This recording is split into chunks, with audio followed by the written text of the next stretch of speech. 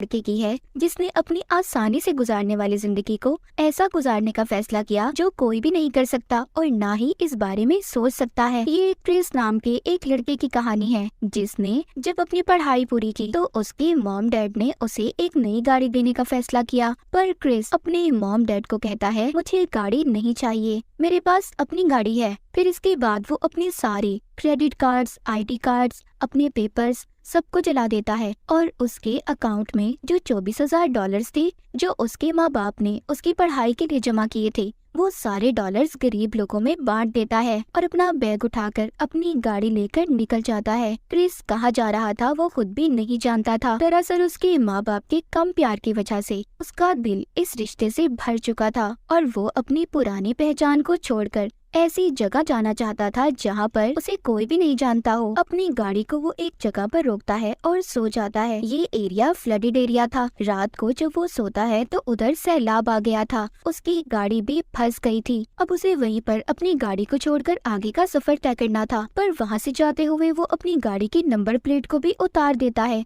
और उसके पास जितने भी पैसे थे सबको जला देता है। क्रिस के पास अब कुछ भी नहीं था तो सिर्फ उसके सपने, उसका मकसद और पास उसका एक बैग। उसके आगे के सफर में दिखाया जाता है कि वो अब लिफ्ट लेकर यानी कि लोगों से मदद मांगकर आगे का सफर तय करता था, क्योंकि ना उसके पास गाड़ी थी और ना ही पैसे। उसका अब जहाँ मन करता था वो सो जाता था और जहाँ मन करता था वहाँ जाता था। पूरी दुनिया को उसने अपना घर मान लिया था और यहाँ तक कि अपना नाम भी बदल लेता है। अपने सफर के दौरान वो एक कपल से भी मिलता है। ये कपल इसको अपनी गाड़ी में बिठा लेते हैं। वो इसको बिठाते हुए कहते हैं कि हम भी तुम्हारी तरह ही हैं, फर्क सिर्फ इतना है कि तुम पैदल सफर करते हो और हम गाड़ी पर। हमें भी हर खूबसूरत जगह देखने का बहुत शौक है। क्रिस कुछ दिन इनके साथ रहता है। इस कपल में से हस्बैंड इसको अपनी वाइफ के बारे में बताता है कि मेरी वाइफ अपनी पुरानी जिंदगी से अभी तक बाहर नहीं आई। वो अपने पहले हस्बैंड को अभी भी याद करती है, पर मैं अपनी वाइफ से बहुत प्यार करता हूँ। वो कहता है, जब तुम हमें मिले थे तब भी हमारे बीच लड़ाई झगड़े हो रहे थे। क्रिस कहता है कि शायद कुछ लोग अपनी पुरानी जिंदगी को बिल्कुल भी नहीं भूलना चाहते, इसीलिए ऐसा करते हैं। वो आदमी कहता है जो अपनी वाइफ की कहानी से सुना रहा था कि अरे वाह, तुम तो बहुत समझदार हो। क्रिस जब इनके साथ रह रहा था तो इनका रिश्ता और भी ठीक होने लगा था, मगर क्रिस को इससे आगे जाना था। उसे अलास्का जाना था,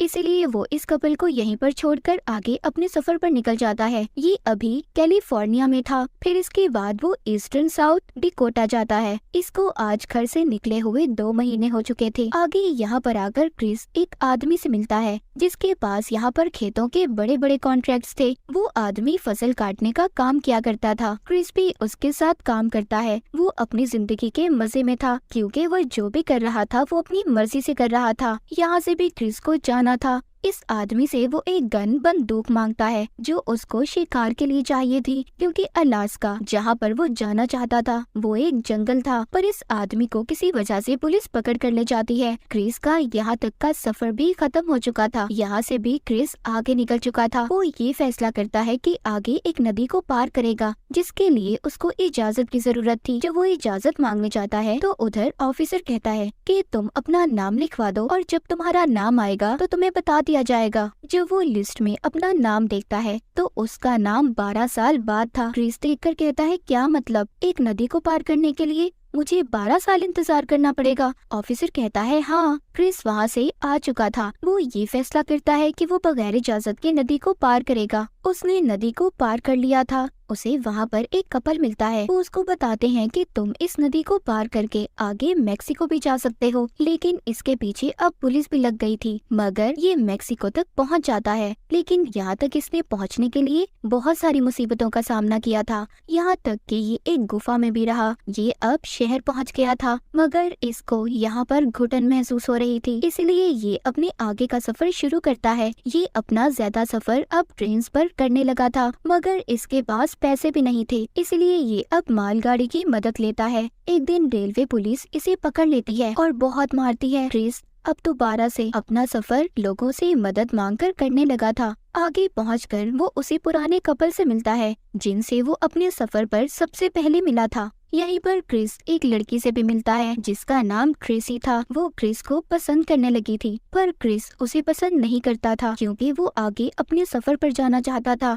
उसको तो अलास्का जाना था। कुछ वक्त के बाद वो अपने सफर पर निकल जाता है। वो एक शहर में पहुंचकर अपना कैंप भी लगाता है। उस कैंप में कुछ दिन रहने के बाद उसकी मुलाकात एक बड़े आदमी से होती है जो एक रिटायर्ड ऑफिसर था, मगर वो लेदर का काम भी करते थे। वो बूढ़ा आदमी जब क्रिस की कहानी सुनता है तो उसे उसकी कहानी काफी अच्छी लग रही थी। वो ज्यादा से ज्यादा वक्त अब क्रिस के साथ गुजारने लगा था। वो बूढ़ा आदमी बताता है कि एक कार एक्सीडेंट में मेरी सारी फैमिली की मौत हो गई और मैं बिल्कुल अकेला हूँ। क्रिस अब उनके साथ ही लेदर का काम भी सीखता है। वो अपने लिए एक बेल्ट बनाता है जिसमें वो अपने सफर की हर चीज को बनाता है। क्रिस यहाँ पर 2 महीने रहने के बाद वो ये फैसला करता है कि वो अब अलास्का जाएगा क्योंकि वो यहाँ से ज्यादा दूर नहीं था। मगर वो बूढ़ा आदमी नहीं चाहता था कि क्रिस यहाँ से जाए। वो कहता है तुम मेरे पास ही रहो, मेरे बेटे बनकर रहो। क्रिस कहता है कि मैं आपके लफ्जों की बहुत इज्जत करता हूँ, पर मुझे अलास्का जाना है। जब मैं वापस आऊंगा तो तब हम इस बारे में बात करेंगे। वो अब वहाँ से भी निकल गया था। एक आदमी उसको लिफ्ट देता है और उसको अलास्का के बॉर्डर तक छोड़ देता है और साथ ही साथ उसे जूते भी देता है। कहता है कि इससे तुम्हारे पाँव गीले नहीं होंगे। आखिरकार क्रिस अलास्का पहुँच गया था। ये जब काफी आगे आता है तो ये एक पेड़ की टहनी पर अपनी टोपी को लटका देता है।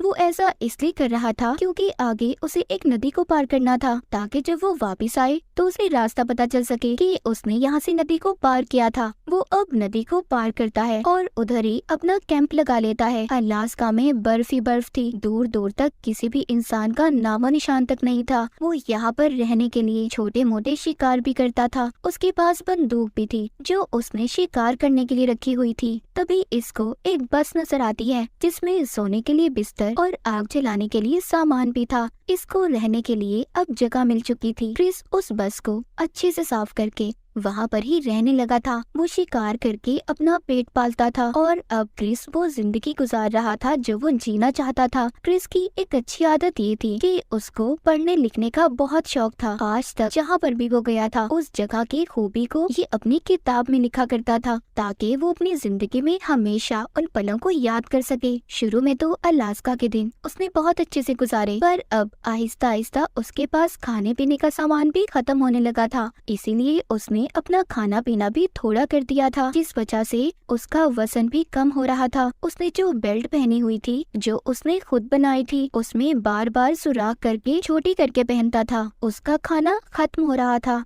इसीलिए अब वो सोचता है कि वो एक बड़े से जानवर का शिकार करेगा और उसे बहुत दिनों तक चलाएगा। लेकिन जैसा उसने सोचा था ऐसा कुछ भी नहीं होता। उसका सारा शिकार किया हुआ जानवर का गोश्त खराब हो जाता है, उसमें कीड़े पड़ गए थे। उसको यहाँ पर एक बात तो समझ आ गई थी कि कुदरत के आगे किसी की भी नहीं चलती। क्रिस अब ऐसी जिंदगी से तंग आ गया था। उसको एहसास हो चुका था कि असल खुशियाँ तो वही हैं जो अपनों के साथ बांटी जाती हैं। अब वो जब वापस जाने का फैसला करता है तो देखता है जिस नदी को वो पार करके आया था वो अब बहुत बड़ी और गहरी हो चुकी थी। उसको अब वो पार नहीं कर सकता था। जब ये उस नदी को पार करने की कोशिश करता है तो गिर जाता है और मरने वाला था, पर बच गया था। फिर जिसके बाद वो वापस से अपनी गाड़ी में आकर दोबारा से अपने दिन गुजारना शुरू करता है। क्रिस के पास खाने पीने का बिल्कुल भी सामान नहीं था। वो अब जंगली पेड़ पौधों को खाना शुरू कर देता है, जिसके बारे में उसके पास एक किताब भी थी, क्योंकि जंगल में आप हर कोई पौधा नहीं खा सकते।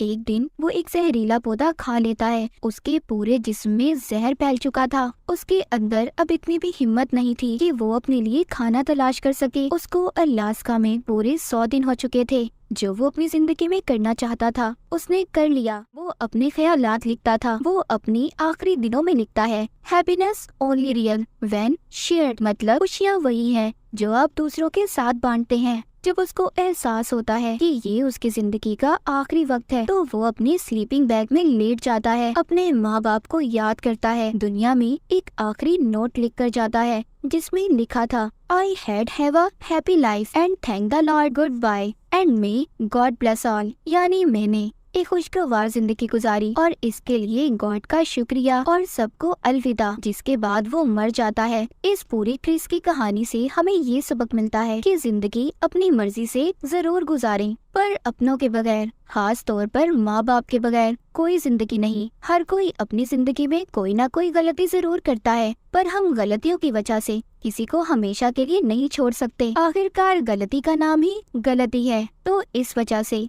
अपनों का हमेशा ख्याल रखें, उनको छोड़कर जाने का कभी सोचना भी मत। क्रिस की कहानी में जो आखिरी नोट दिखाया गया वो तो सिर्फ इस कहानी का हिस्सा था, पर असल में उसने अपनी जिंदगी के बारे में लिखा था। मुझे मदद की जरूरत है, मैं बहुत कमजोर हूँ, अपनी मौत के बहुत करीब, मैं बिल्कुल अकेला हूँ, ये मजाक नहीं है, प्लीज मुझे बचा लो। मैंने अपनी जिंदगी के हर रास्ते को खोला है और अब इस शाम में यहाँ हूँ। Thank you Chris McCandless. और इसी के साथ क्रिस की ये कहानी